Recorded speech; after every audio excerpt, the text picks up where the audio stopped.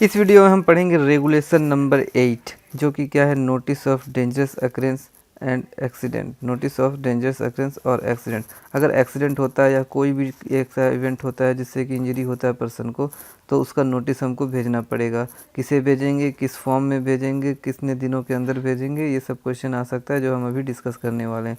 तो देखिए, ये क्लॉज क्या कहता है कि कोई भी एक्सीडेंट जिससे लाइफ का लॉस होता है या serious body injury in connection with any mining operation, ये होगा तब हम नोटिस भेजेंगे। ठीक है, कोई भी एक्सीडेंट होगा जिससे लॉस ऑफ लाइफ, या तो डेथ होगा या कोई serious body injury. Serious body injury हम पढ़ चुके हैं कि permanent loss of any body या फ्रैक्चर ऑफ बोन, ये सब सीरियस बॉडी इंजरी कराता है। डेथ तो आपको पता है, अगर शहीद हो गए तो वो डेथ हो गया।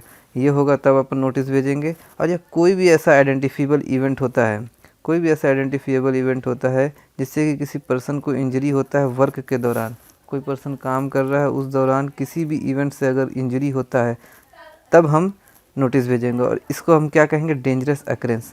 कोई भी ऐसा इवेंट, कोई भी ऐसा इवेंट जिससे कि किसी पर्सन को इंजरी होता है वर्क कर के दौरान, उसको हम कहते हैं डेंजरस अकरेंस। वो क्या क्या हो सकता है, अब देखिए आप, एक्सप्लोजन आप समझते हैं, एक्सप्लोज़न आप समझते हैं, एक्सप्लोज़न हो सकता है, ये एक्सप्लोज़न हो सकता है ना।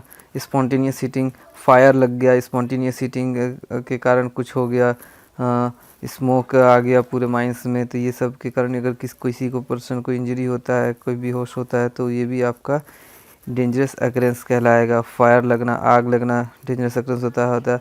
Fall from height, fall from height, ये क्या, fall from height of any excavation, ये ओपन कास्ट माइंस में भी हो सकता है, अंडरग्राउंड में भी होता है। लोडिंग और ट्रांसपोर्टेशन मशीनरी में किसी हाइट से गिर गया तो चोट लगा, तो ये भी एक डेंजरस अकरेंस कहलाएगा। ऐसा इवेंट है जिसमें इंसान को चोट लग रहा है, वो क्या हो गया, डेंजरस अकरेंस।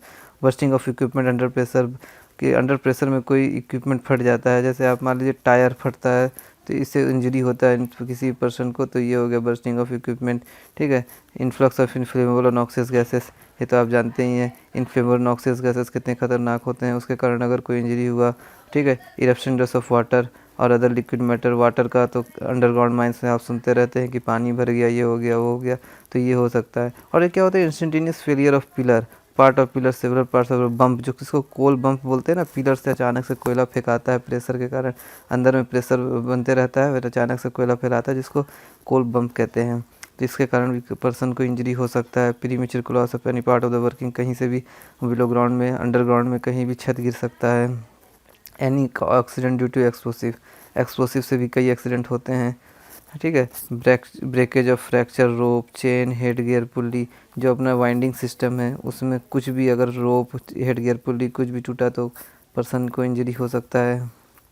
ठीक है, ओवर वाइंडिंग ऑफ केजेस, पता है आपको, केज का ओवर वाइंडिंग हो गया। Fracture of essential part of winding engine, winding engine में कुछ भी हुआ है ना। Busting of equipment containing steam compressed air, high pressure, कोई भी अपना स्टीम इंजन जो यूज़ होता है उसमें आपका इक्विपमेंट फूट सकता है प्रेशर के कारण।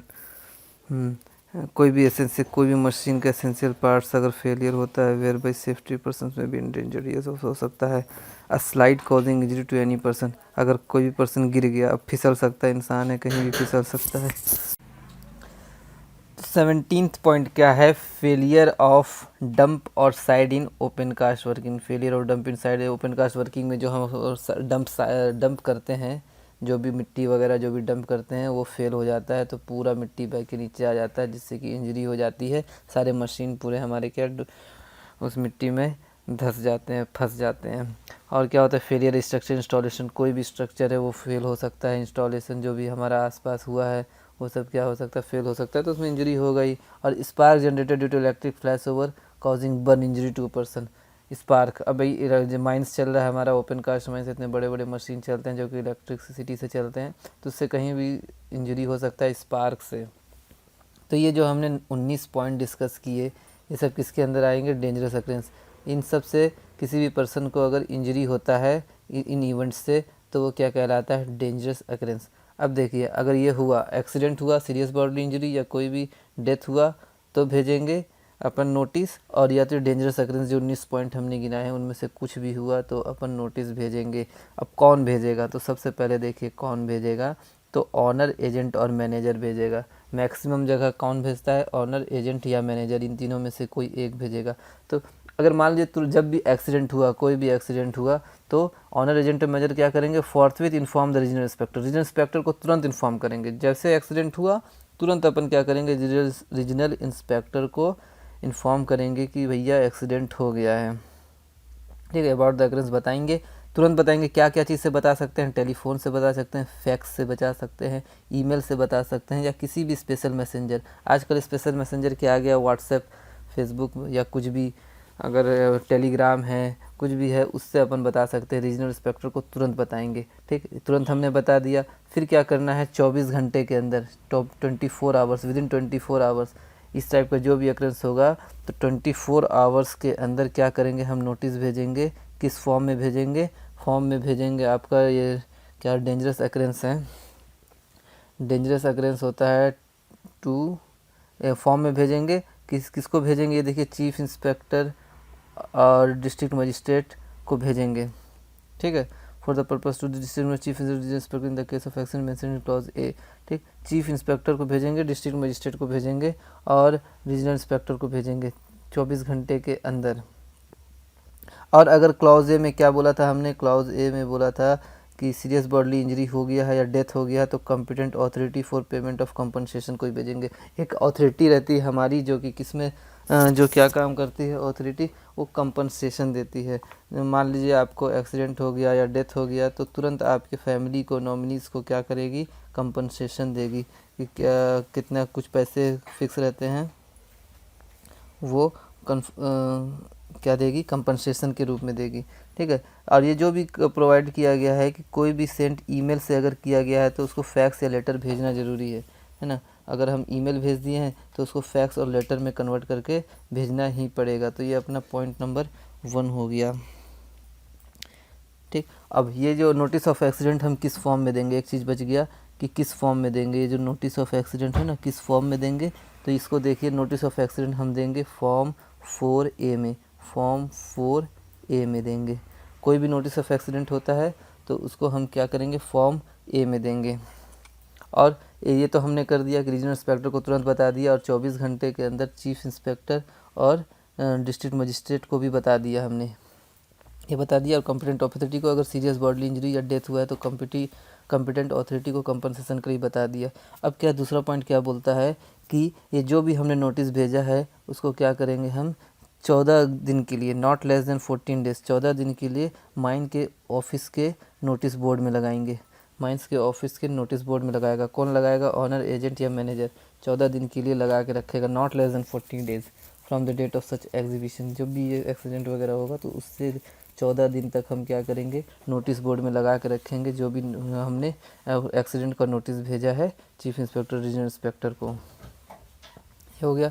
अब देखिए क्या है, अगर एक्सीडेंट जो हुआ है वो किसके कारण हुआ है, इलेक्ट्रिकल सप्लाई, इलेक्ट्रिकल एनर्जी से एक्सीडेंट हुआ है, मतलब बर्न इंजरी हुआ है। लेकिन ये जो भी एक्सीडेंट हुआ है, ये किसके लॉस ऑफ लाइफ हुआ हो, सीरियस बॉडली इंजरी हुआ है या बर्न इंजरी हुआ है, वो किसके कारण हुआ है, storage, transformation, transmission, supply of use of electricity energy, electricity से रिलेटेड अगर कोई भी एक्सीडेंट हुआ है तो हम mines, inspector of mines electrical को भी नोटिस भेजेंगे। कौन भेजेगा, ऑनर, एजेंट और मैनेजर भेजेगा। यदि इससे हुआ है इलेक्ट्रिकल से रिलेटेड, इलेक्ट्रिकल एनर्जी से रिलेटेड कोई एक्सीडेंट हुआ है तो हम इंस्पेक्टर ऑफ माइंस इलेक्ट्रिकल को भी भेजेंगे।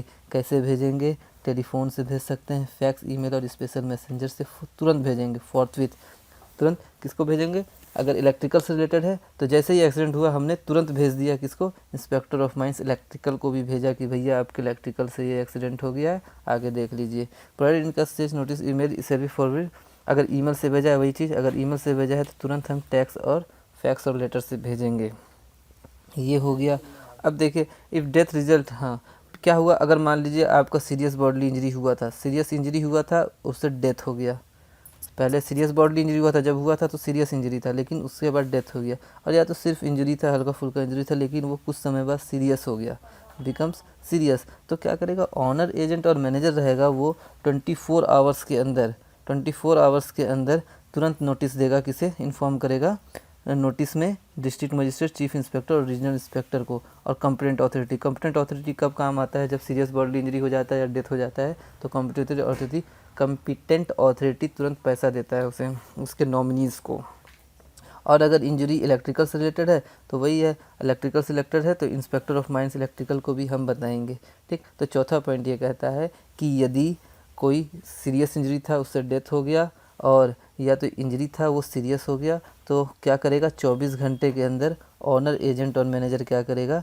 डिस्ट्रिक्ट मजिस्ट्रेट, चीफ इंस्पेक्टर और रीजनल इंस्पेक्टर और कॉम्पिटेंट अथॉरिटी को भी बताएगा। यदि इलेक्ट्रिकल से रिलेटेड है तो इंस्पेक्टर ऑफ माइंस इलेक्ट्रिकल को भी बताएगा। ये हो गया आपका। और पाँचवा पॉइंट क्या कहता है कि यदि पाँचवा पॉइंट कहता है कि एवरी पर्सन किल और इंजर्ड एज अबव, तो अगर मर जाता है, हाँ देखिए, एक तो हमने नोटिस ऑफ एक्सीडेंट बता दिया 4A में, लेकिन यदि वह पर्सन मर जाता है, डेथ हो जाता है, तो क्या होता है? ऑनर, एजेंट और मैनेजर क्या करेगा? उसको किस फॉर्म में भेजेगा? अगर डेथ हो जाता है तो फॉर्म 4B में भेजेगा, अगर डेथ हो गया तो फॉर्म 4B में भेजेगा। डेथ के केस में क्या हो गया? फॉर्म 4B में भेजेगा। और कितने 7 दिन के अंदर भेजेगा। डेथ हो गया क्या करेगा? 7 दिन के अंदर भेजेगा। डेथ हो गया तो ऑनर और एजेंट और मैनेजर फॉर्म 4B में भेजेगा और 7 दिन के अंदर भेजेगा किसे, है ना। और अगर वो लौट के आ गया, मतलब उसको इंजरी हुआ था, सीरियस इंजरी हुआ था या कुछ भी हुआ था, तो वो क्या हुआ? लौट के आ गया, तो वो 50 इसके आने के 15 डेज़ के अंदर, रिटर्निंग टू ड्यूटी, उसके आने के 15 डेज़ के अंदर फॉर्म 4C में हम भेज देंगे नोटिस। किसे? Chief inspector, inspector, district magistrate को, फॉर्म 4C में। तो कितने फॉर्म हो गए? Form 4A notice of accident दे दिया हमने, फॉर्म 4B में हमने बता दिया कि कोई मर गया या कुछ सीरियस इंजरी हुआ, किल्ड हो गया, किसी का डेथ हो गया, तो फॉर्म 4B में जाएगा।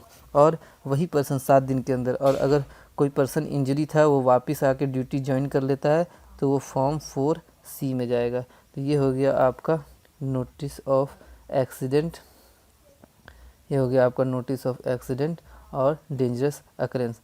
तो इस वीडियो में हमने नोटिस ऑफ एक्सीडेंट और डेंजरस अकरेंस पढ़ा। नेक्स्ट वीडियो में हम पढ़ेंगे रेगुलेशन नंबर 9 जो कि है नोटिस ऑफ डिसीज़।